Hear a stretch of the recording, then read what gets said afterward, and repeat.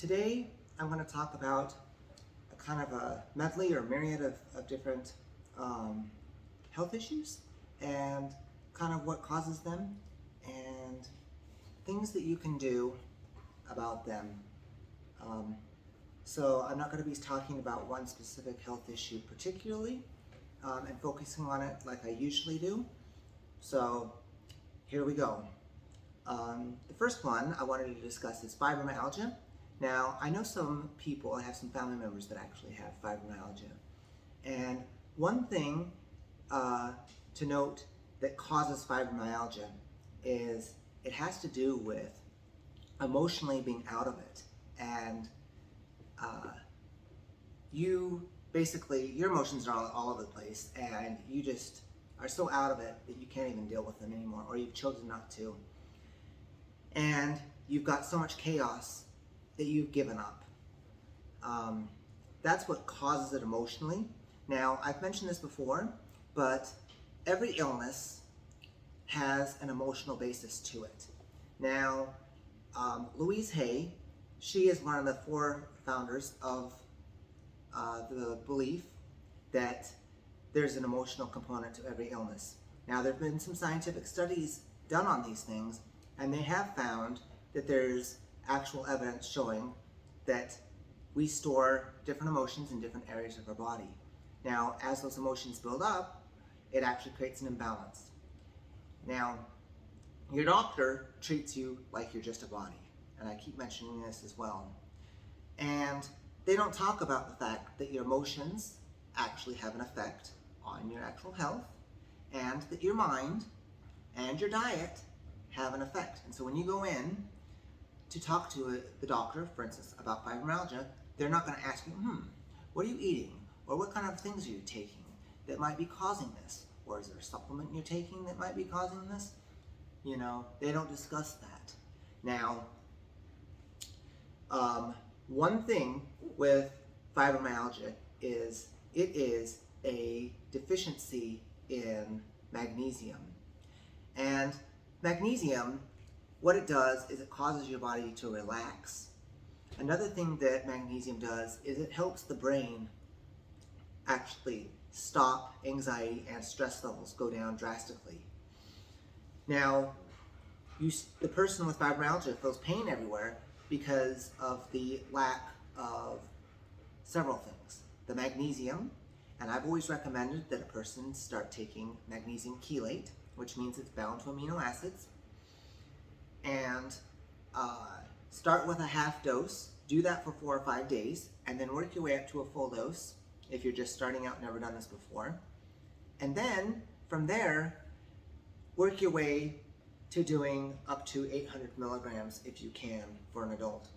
I also feel you should be taking vitamin D, because vitamin D is needed to help absorb things like calcium and magnesium, and to prevent things like stones and bone spurs, and magnesium is also needed for that.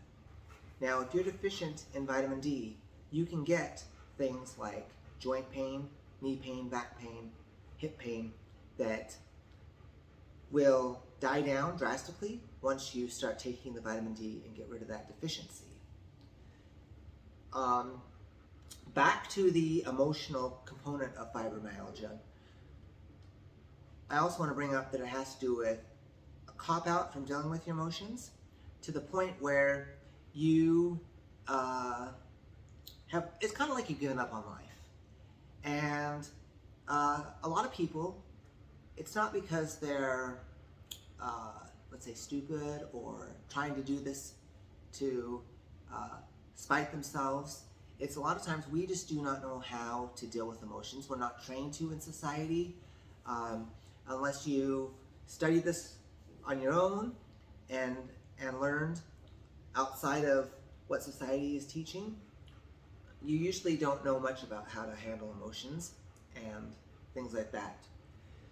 So if you can start to accept your emotions, accept that they cause things like health issues, and you can, instead of denying them, you can start to say things like, I know that I've got this issue, and I choose to not even judge it.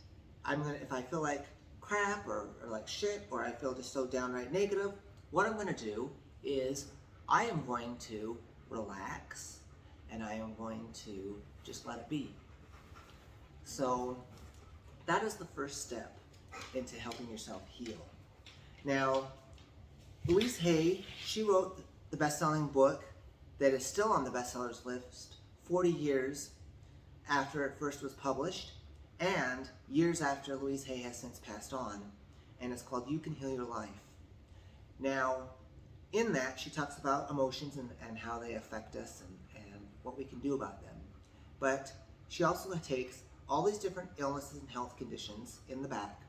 In an alphabetical order, she tells you the illness and what emotions create that. And then there's a lady named Carol K. Trueman.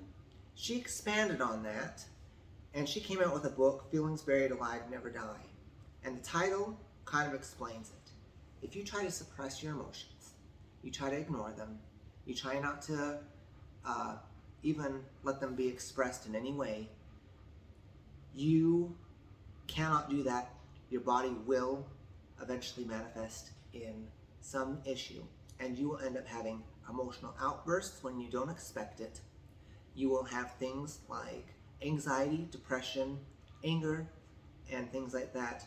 So it is better to acknowledge, even if you're like angry or upset or sad or whatever the issue is, at least be willing to acknowledge it and give yourself permission to feel it, because you can have healthy anger and you can have healthy sadness.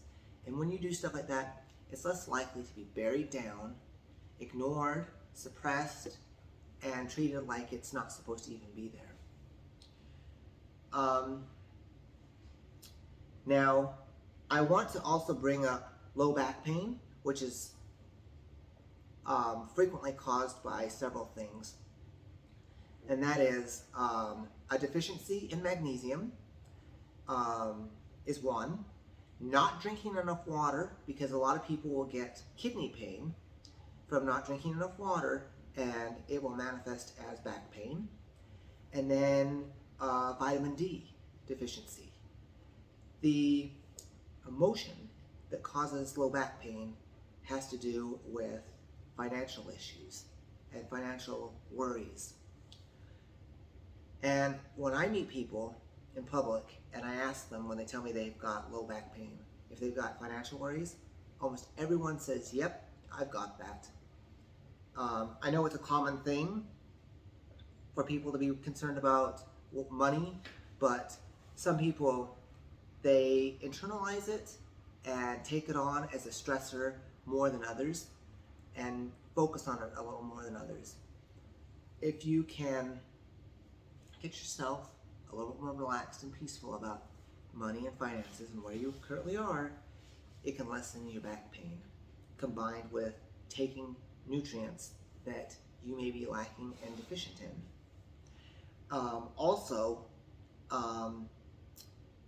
Low back pain can also be stuck energy that is kept from either going up or down in your body, and a lot of times it's stuck emotional energy that is trapped in that low back. Now, fatigue, separate issue, that has to do with not enjoying what you're doing in your life.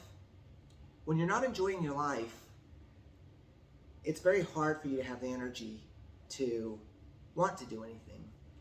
You feel bored, you oftentimes just don't feel your best when you're not enjoying your life and doing what you love in life. So fatigue, that's very common, that most people are telling me that they're fatigued. And also, I talk to them and I ask them about being interested in things in their life and not enjoying what they're doing.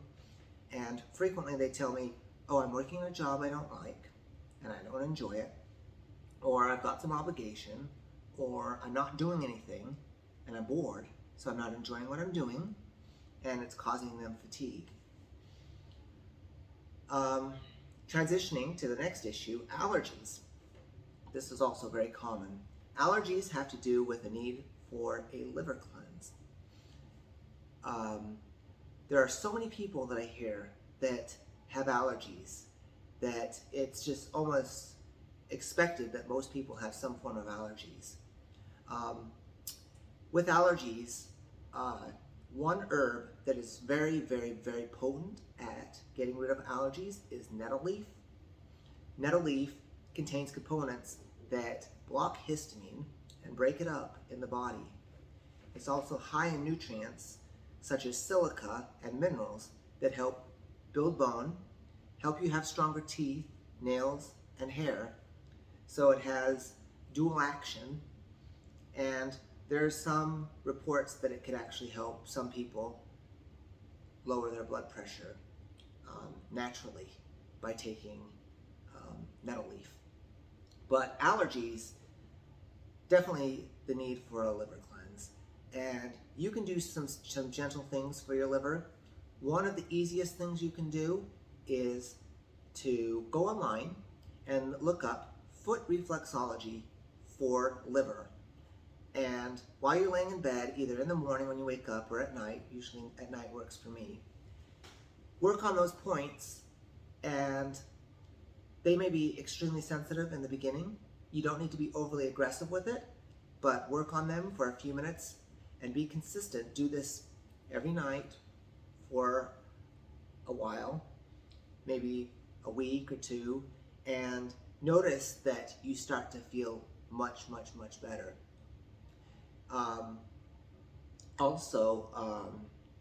Liver issues have to do with anger. The seed of anger is stored in our liver, and people that get liver problems, that's because they're dealing with a lot of unresolved anger. And people tend to express their anger exactly how their family expressed it. So if your family was one of those ones where you just never expressed anger, that's how you're going to be. If you guys had explosive outbursts, that's how you're going to be. If there was some other way you expressed it, it's going to come out that way until you actually learn a new way of dealing with it. And as I've said, there are healthy ways to deal with all of your emotions, including anger. And it is okay to admit that you're angry and all your other emotions and say, I feel bad today, or I'm angry, and let it be okay to feel that. Now, you may want to pick up one of these books by Carol K. Trueman, Feelings Buried Alive Never Die, or by Louise Hay, You Can Heal Your Life. I highly recommend that you read both of them. They're very powerful at helping you understand how your emotions actually affect your health.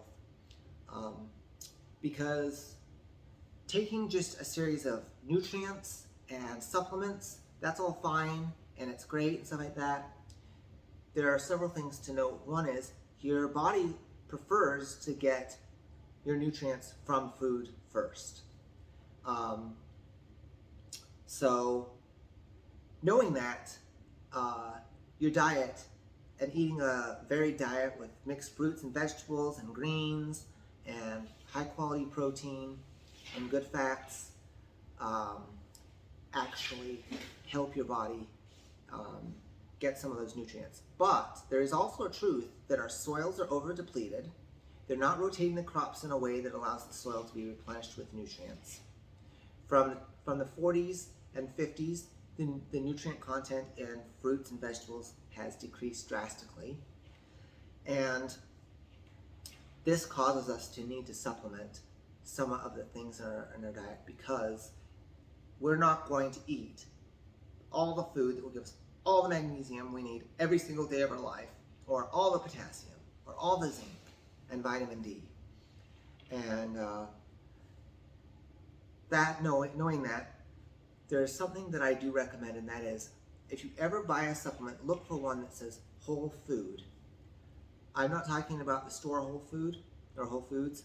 I'm talking about supplements that were extracted from usually yeast cells, and it is put into a supplement that your body recognizes actually as more natural and more like food, because there are synthetic vitamins. You can buy things like stuff, I'm not going to name any specific brand, but you can go to your local pharmacy and places like CVS and Walgreens and Target and all those places, and you can get a lot of supplements that look nice, but they're made with synthetic nutrients. And the synthetic nutrients, when you hear studies that say taking vitamin E or vitamin A or whatever they say caused an increase in death or problem, well, you need to take a look further than that. And one thing to note is those studies, the people that were dying were the ones that were taking the synthetic vitamin A and the synthetic vitamin D and the synthetic, other nutrients. And it's really important that you get natural sources of your nutrients. So look for one that directly says on the bottle, whole food, and will usually describe what that means on the bottle, so you're not confused. And then you need to also acknowledge that you are more than just a body, that you do have a mind, you do think thoughts, and your thoughts can make you feel good, or they can make you feel terrible, depending on what you think on and dwell on. So if you're constantly in a state where you're thinking things that make you feel negative, eventually it's going to translate into issues in your body. Now, let's say that you've got some issue, let's say it's arthritis, and it's a form of arthritis that doesn't seem to be helped by any form of treatment, and it's really discouraging, and you're upset about it, and this has been going on, it's causing you great pain and whatnot. Just imagine feeling hopeful versus feeling discouraged and hopeless, like there's no way out of this and you just have to live with this pain. Now, when you think of feeling hopeful, you feel a sense of relief. And then when you think of like there's no hope, you just have to live with this, it's very draining on you, both mentally and emotionally. And the next thing is, when you go to your doctor and you talk to them about any health issue or a concern that you have, just be aware that they are not going to ever ask you, except for very, very rare exceptions, about your emotional state, about your diet, and what you're eating, which both can be contributing to your health issues. They're not going to talk about the thoughts that you think. One other person I'm going to mention before I close this podcast is Dr. Joe Dispenza. He is a doctor who has written several best-selling books, and one of those books is You Are the Placebo. And in that book, he talks about how people are able to create the same effect on their body as though they took a certain prescription drug, when they have not. They thought they took it and believed it enough that their body created the right chemicals and the right reaction as though they had actually taken that drug. If our body has the ability to do that, imagine if we were to learn how to harness that same energy without having to take a placebo sugar pill and think or be told that it was the real thing, and then we believe it to heal. We can do that through meditation, through changing our thoughts and feelings. And if you ever pick up any of Dr. Joe Dispenza's books, such as You Are the Placebo, you will learn some of the techniques and meditations that can help you change, so you can then heal your body in new ways, other than just your straight body symptoms take your prescription drug and move on. And then those people that take those prescription drugs, they end up dealing with a whole host of side effects that can be very unpleasant. Now, I'm not telling you that there's not a time and place where you actually do need your doctor, because you do, and all of this should be taken together. Like, you should acknowledge your emotions, learn about them, learn how to handle them and deal with them, acknowledge your mind, acknowledge your spirit, acknowledge your diet has an effect, and then when you go into your doctor, you can tell him your symptoms and things like that, but you can also, for yourself, think, am I eating crap diet? Am I eating junk food? Am I having sodas, artificial sweeteners, dyes, things that might be considered toxic, MSG, trans fats? What am I doing that might be contributing to my illness? What emotions might I be experiencing? My thoughts. Even the things that you watch. If you're watching like murder shows, drama, negativity, reading the news frequently, and hearing about all the wars and problems around the world, it can actually bring you down and contribute to you actually feeling negative, feeling upset, and less positive.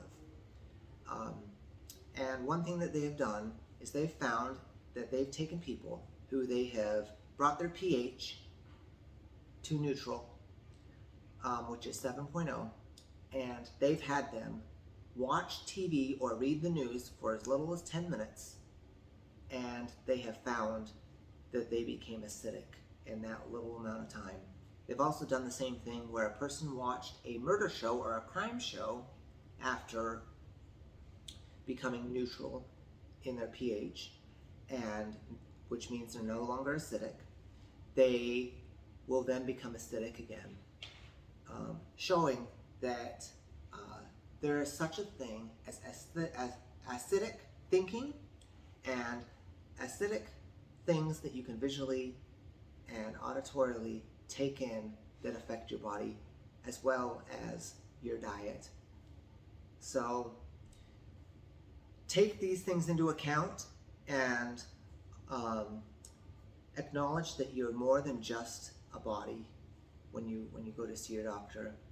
And then when you do take your prescription drugs, you can do it, but also not be ignoring other issues in your life that also contribute to creating those issues and things like that.